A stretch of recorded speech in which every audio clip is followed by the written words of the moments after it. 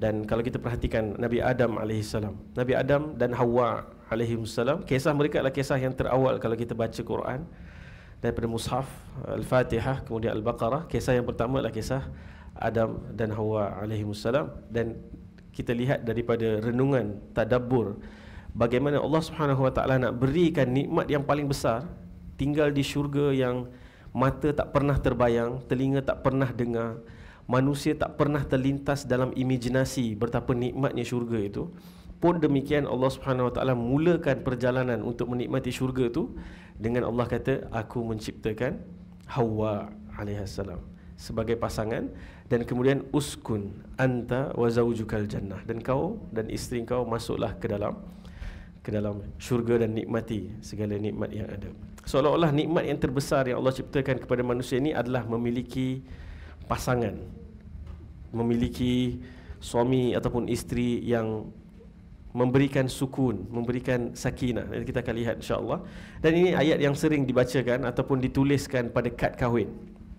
Siapa mungkin boleh teka, dia selalu pergi majlis kahwin lah tu kan. Allah Subhanahu Wa Taala berfirman dalam surah Ar-Rum, surah yang ke-30 ayat yang ke-21. Allah kata, Allah berfirman, wa min ayatihi an khalaqa lakum min anfusikum azwaja.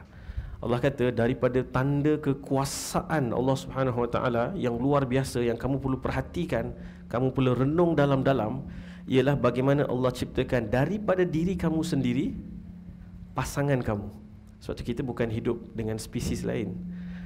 Kita sebenarnya hidup dengan manusia yang datang daripada diri kamu sendiri. Litaskunu ilaiha, untuk kamu mendapatkan ketenangan, sakinah. Kalau kita belajar Quran di KMP ni, tentu para asatizah, ustazah mengajar, bila kita baca sampai di huruf ataupun di tanda mati, sukun, kita berhenti. Maksudnya apa? Sebaliknya, selagi kita tak berjumpa dengan pasangan yang memberikan sakinah, ketenangan, kita rasa stop, kita rasa tenang, damai, maksudnya kita belum lagi berjumpa dengan ataupun belum menyaksikan tanda kekuasaan Allah yang besar. Lalu Allah SWT sambung, wa ja'ala bainakum mawaddatan wa rahmah, dan Allah jadikan, Allah turunkan yang ini di tangan Allah Subhanahu Wa Taala, dalam kuasa Allah Subhanahu Wa Taala. Apabila kita fokus untuk mencari kedamaian, Allah Subhanahu Wa Taala akan berikan cinta dan juga rahmah. Rahmah ni belas kasih.